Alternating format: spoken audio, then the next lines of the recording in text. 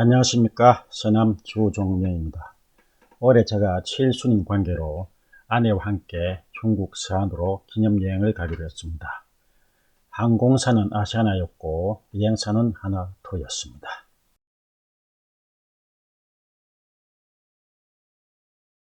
맨 처음 간 곳은 실크로드 출발점이었습니다.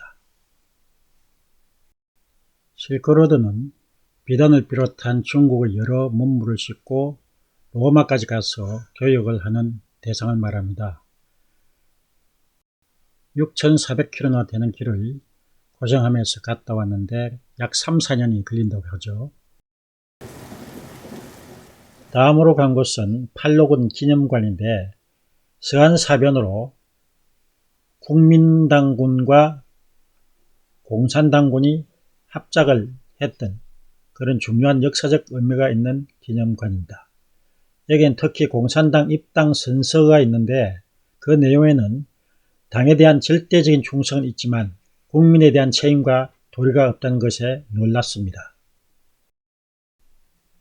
다음으로 간 곳은 흥경궁으로 과거에는 흥경궁이었지만 지금은 흥경공원으로 바뀌어져서 일반 시민들에게 공개되고 있는 곳입니다.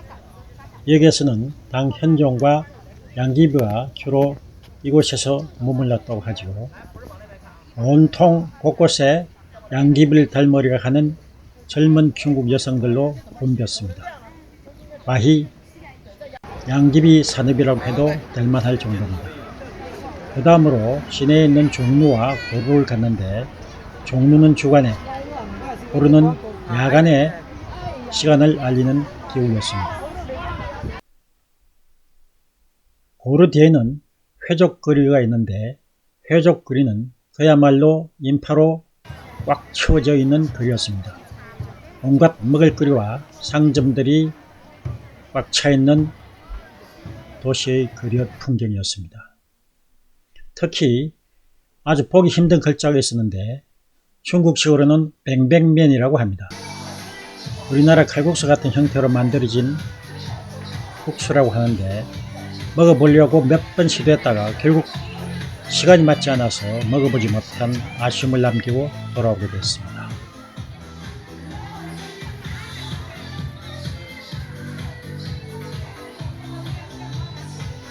저녁 식사 때는 시안의 명주라고는 시펑주를 가이드가 선물해줘서 사흘 내내 저녁마다 먹을 수 있는 행운을 누리기도 했습니다.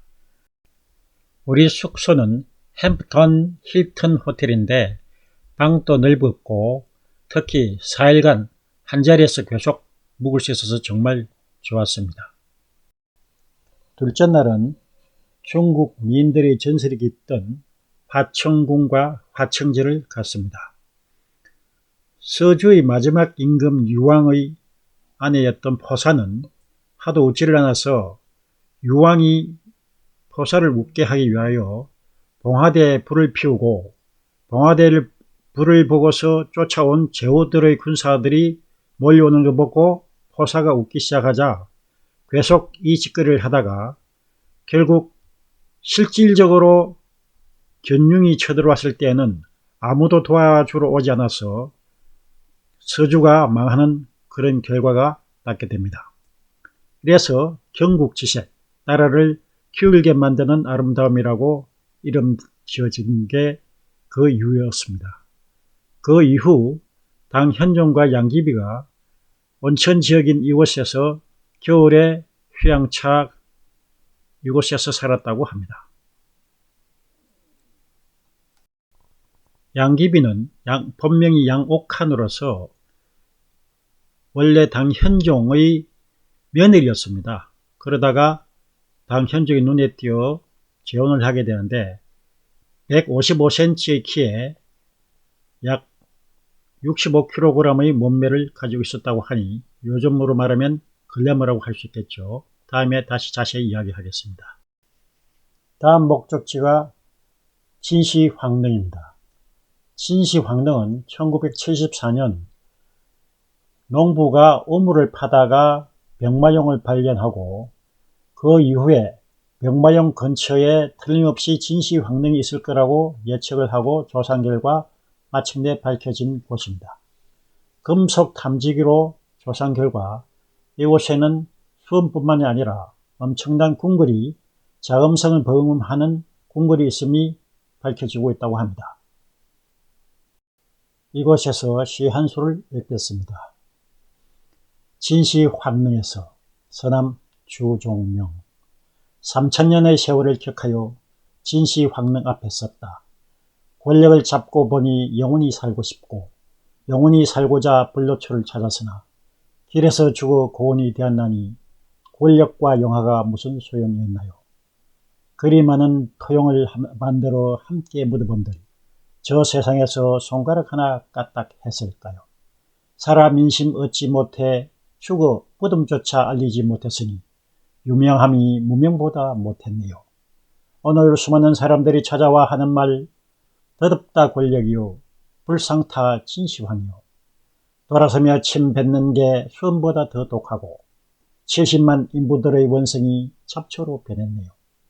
역사의 기록에서 빠질지언정 나를 위해서만 살지 말고 백성을 위해 살았더라면 저 많은 잡초 대신 꽃들이 지지 않았을 텐데 산새들의 깃털보다 못한 권력과 뜸구름 같은 생명을 붙잡으려 이 많은 악업을 저질렀구려. 단 한 가지 타산지성은 되었으니 그로 만족하고 죽음이 곧 불로초임을 깨달으소서.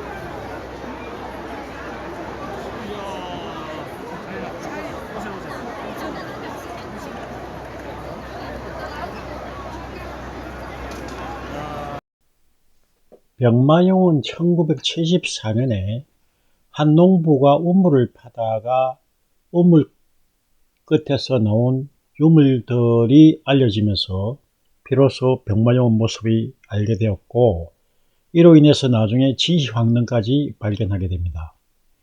병마용은 현재 약 600여 개의 갱이 있다고 알려져 있으며 그 중에서 1호갱, 2호갱, 3호갱만 발굴되어서 공개되고 있습니다. 약 6천여 개의 병마용이 복원되고 있는 중인데 그 중에서 완벽하게 복원된 것은 약 1000개 정도라고 하네요. 진시황릉은 47m 정도 되는 야산이 구성되어 있고 병마용에서 약 한 1.5km 정도 떨어져 있는 위치에 있습니다.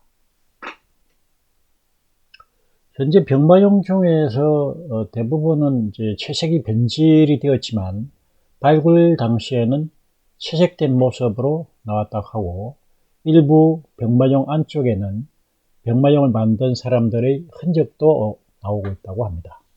아직도 계속적으로 발굴하고 있는 병마용 규모는 어마어마하고 사람들도 엄청 많았습니다.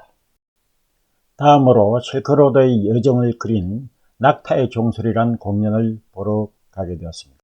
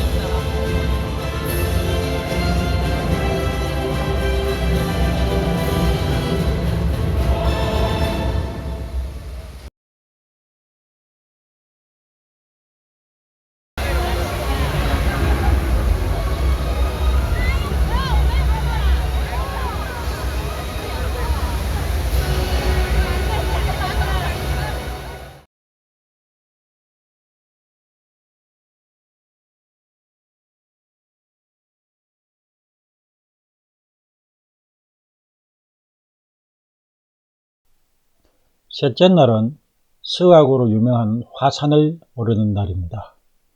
화산에는 무협지에서 나오는 화산파도 있고요. 5대 봉우리가 있는데 가장 높은 봉우리인 나간봉이 2160.5m, 그 다음에 우리가 오르는 운대봉인 북봉이 1614.7m, 동봉이 조양봉이 2090.9m, 서봉인 연화봉이 2082.9m, 중봉인 옥녀봉이 2042m인 5개의 주요한 봉우리가 이루어진 험한 산이기도 합니다.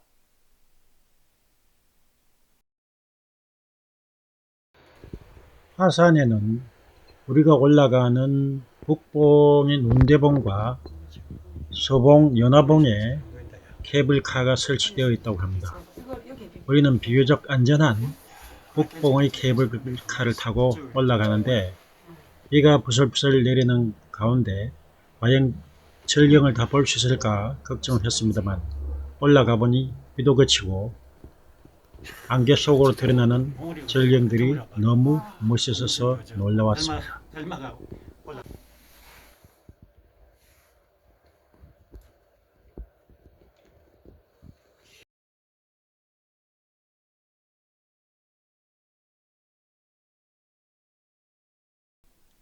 화산 북봉을 오르니 기암 괴석보다는 만길 낭떠러지의 그 장엄함에 그저 고개가 숙연해진다. 이런 산길들을 옛날에 도사들은 어떻게 오르내렸을까? 과연 그 사람들은 축지법을 사용하였을까? 궁금해진다.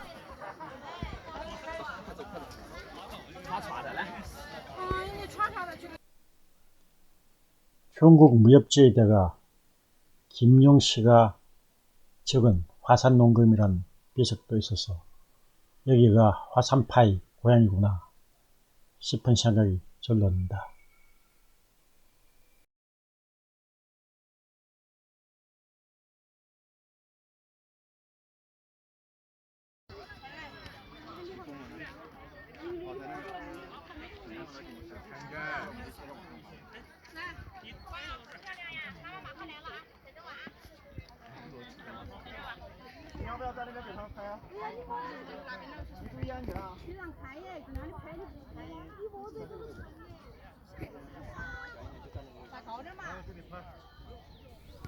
산능선을 타고 오르는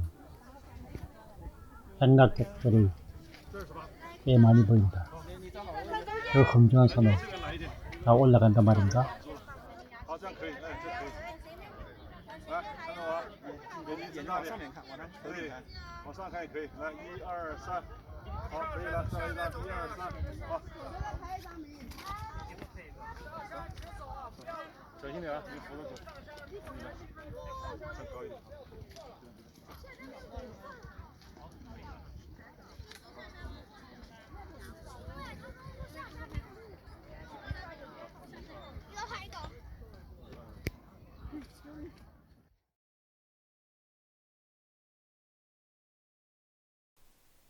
화산 5봉 중에서는 제일 낮은 북봉 1614.7m지만 그 정상에서 기념 촬영도 했다.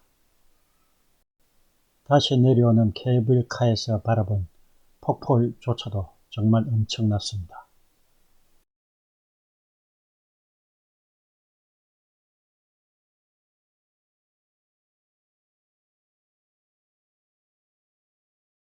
네 번째 날은 당나라 때의 장안성이던 서안성벽으로 갑니다. 이는 명나라 때 축조된 게 지금 남아있는 것이긴 하지만 과거 장안성일 때의 당나라는 세계 제1위 도시였으며 인구 100만을 넘었다고 하죠. 특히 중국말의 동서가 동시라고 해서 물건을 가리키는데 그게 왜 그런가 했더니 장안성의 동쪽 시장, 거기에서는 동쪽 문물, 서쪽 시장에서는 서쪽 문물 해서 동시장과 서시장을 가면 세상 모든 문물을 다 접할 수 있다고 해서 동시가 물건이 되었다고 합니다. 산성벽은 총 길이 13.8km고 높이가 12m, 그 다음에 폭이 12m에서 14m 되는 성벽입니다. 성벽을 내려와 중국 선종의 도량인 와룡사를 거쳐서 수안탑이 있는 천복사로 향했습니다.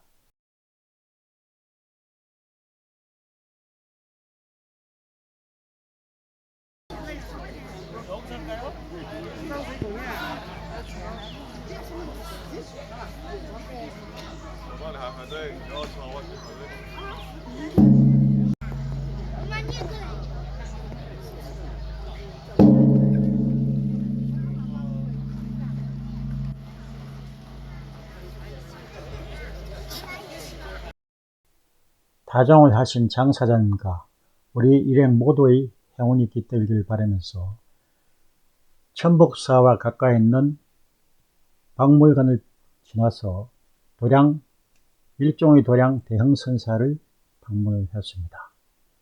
여기에서 불교의 선문답도 읽어보고 그 다음으로 진2세 황제 호의 무덤으로 향했습니다. 진시황 생전에 노생이란 도사가 진시황에게 이야기를 오랑캐 호자를 조심하라고 했더니 진시황은 몽념장구를 시켜서 만리장성을 축조하게 합니다. 그런 알고 보면 진2세 황제 호해의 호자가 바로 오랑캐 호자였습니다. 진시황 사후 원래 장자 부소에게 그 왕위가 넘어가야 됐으나 성상 이사와 내시 조구가 합작을 해서 18번째 아들 호해에게 왕위가 돌아가도록 합니다. 그 이후로 왕권이 피폐해져서 불과 진시황 통일 15년 만에 진나라가 멸망하게 됩니다. 다음으로 찾아간 곳은 대당부영원이라고 과거 당현종과 양귀비가 여름철에 휴양지를 찾았던 곳이 바로 이곳입니다. 옵션 관광으로 들어가게 되었지만 우리는 별 기대를 안 했는데 해가 저물고 난 이후의 대당부영원의 야경은 그야말로 기적 같았습니다. 당현종과 양귀비에 대한 이야기를 하자면 양귀비는 원래 본명이 양옥한이고 당현종의 16번째 아들인 이모의 부인이었습니다. 다시 말해서 당현종은 자기 며느리를 나중에 갈취한 겁니다. 무회비, 두 번째 왕후인 무회비가 죽고 나서 상심하고 있을 때 내시 고력사가 소개해준 사람이 바로 양귀비입니다. 양귀비가 당시에 아마 춤과 노래를 참 잘했던 것 같고 마음이 상심하고 있었던 당현종에게 눈에 띄게 됩니다. 그래서 아들 이모를 멀리 보내고 자기 어머니인 우회비를 위로한다고 하는 핑계로 양옥한을 비구니로 만들었다가 결국 자기가 왕비로 맞아들이게 되는데 그야말로 이것은 한마디로 막장 드라마입니다. 그런데도 중국 4대 미인이라는 이유로 젊은 사람들은 이 양귀비를 흉내내려고 모두가 난리였습니다. 양귀비 역시 행실이 그렇게 바르지 못했는데 자기보다 16살이 많은 알록산을 자기 양아들로 삼아서 함께 목욕을 하다가 당현종에게 발각되는 일도 있었다고 합니다. 그러니까 막장 드라마도 만지만 막장 드라마가 아니고 당현종이 양귀비와 결혼할 때 나이가 61살, 당시 양귀비는 꽃다운 27이었습니다. 결국 총애했던 알록산과 사사명이 난을 일으키면서 당현종이 쫓겨가던 중간에 양귀비의 오빠 양국충과 양귀비를 복을 매서 자결하게 만듭니다. 그것이 양귀비의 나이가 37살 때였으니까 27에 당현종과 결혼해서 불과 10년 동안의 부귀영화를 누렸던 것입니다. 이 두 사람의 사연이 담겨 있는 것이 이 막장 드라마가 멋진 로맨스로 바뀌게 된 것은 당대 시인인 백거이의 장한가 때문이었습니다. 장한가인은 너무나도 당현종의 애틋한 사랑을 표현하고 있어서 마치 당현종과 양귀비의 사랑이 아름다운 러브스토리가 된 것으로 보이고 있습니다. 장한가에 나오는 구절을 말미에 보면은 죽어서 비익조가 되고 열리지가 되자는 애절한 구절이 나옵니다.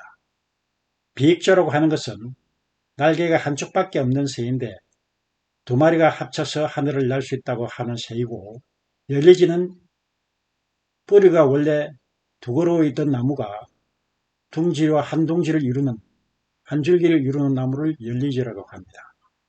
이렇게 애틋하게 표현하다 보니까 마치 당현종과 양귀비의 사랑이 아름다운 것처럼 보이지만 제가 지금 봤을 때는 완전한 막장 드라마였습니다. 대당부용원의 멋진 일몰과 때마침 16달이 휘엄청 밝아서 대당부용원의 정취가 이로 말할 수 없이 아름다워 특히 여성들의 심금을 울렸습니다.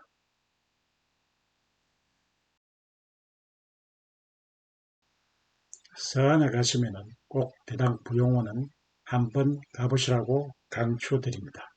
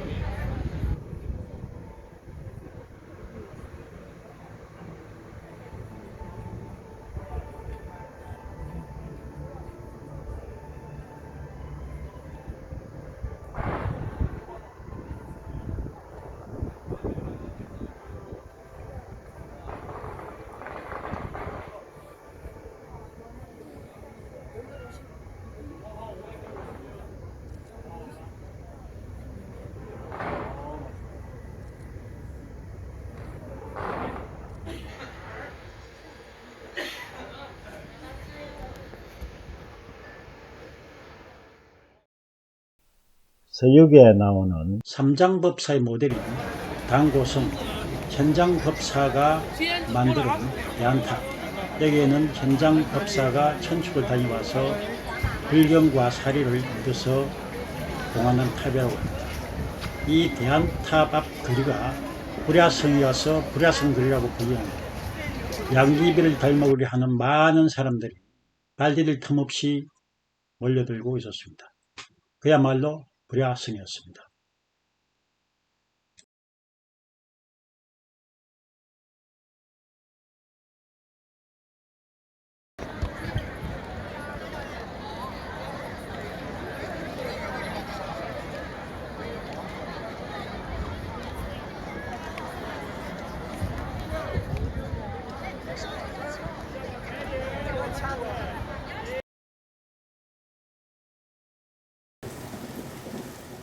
여행의 마지막 날, 이제 돌아오는 날 아침에 한나라 4대 임금 경제의 명에 갔습니다.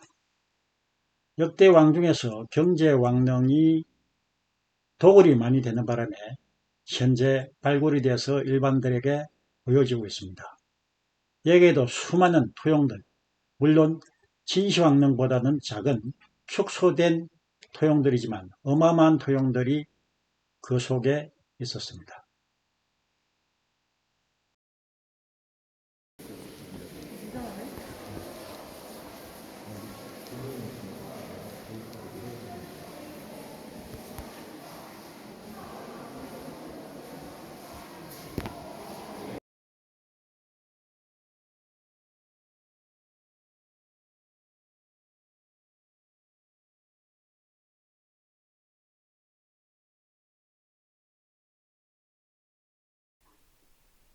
2025년 7월 7일부터 7월 11일까지 4박 5일간 서남부의 칠순기념 서안여행기를 끝까지 감상해 주셔서 대단히 감사합니다.